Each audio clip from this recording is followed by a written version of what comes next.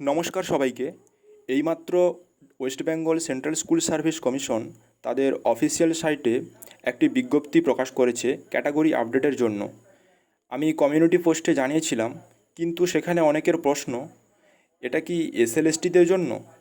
তাদের জন্য বলে রাখি, এটা ফার্স্ট এসএলএসটি এনটিএস অর্থাৎ নন টিচিং স্টাফদের জন্য। অর্থাৎ এখানে গ্রুপ সি এবং ডি এর কথাই কিন্তু বলা হয়েছে। তো চলুন আমরা অফিসিয়াল সাইটে গিয়ে নোটিশটি ডাউনলোড করে দেখে নিই নোটিশটিতে কি বলা হয়েছে। নোটিশটি মূলত ওবিসি প্রার্থীদের জন্য ক্যাটাগরি আপডেটের একটা নোটিশ, যেখানে কি করতে পারবে, যে সমস্ত ওবিসি ক্যান্ডিডেটরা তারা তাদের ক্যাটাগরিটি আপডেট করতে পারবে। এবং এই এডিট অপশানটি চালু হবে কিন্তু 1 সেপ্টেম্বর থেকে 8 সেপ্টেম্বর পর্যন্ত।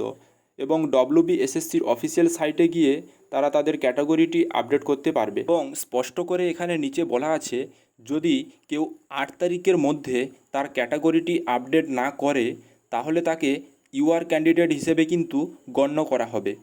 অর্থাৎ আমরা বুঝতেই পারছি এখানে ধীরে ধীরে রিক্রুটমেন্ট বোর্ডগুলি কিন্তু একটু একটু করে হলেও তারা জেগে উঠছে। এখন দেখার বহুকাঙ্ক্ষিত গ্রুপ সি এবং ডি এর রেজাল্ট কবে প্রকাশিত হয়। আর হ্যাঁ, আপনাদের গ্রুপ সি এবং ডিতে কত নাম্বার আছে অবশ্যই কিন্তু কমেন্ট করে জানিয়ে যাবেন। দেখা হচ্ছে নেক্সট কোনো একটা আপডেট নিয়ে। ততক্ষণ সবাই ভালো থাকবেন এবং ভালো রাখবেন। ধন্যবাদ সবাইকে ভিডিওটি দেখার জন্য।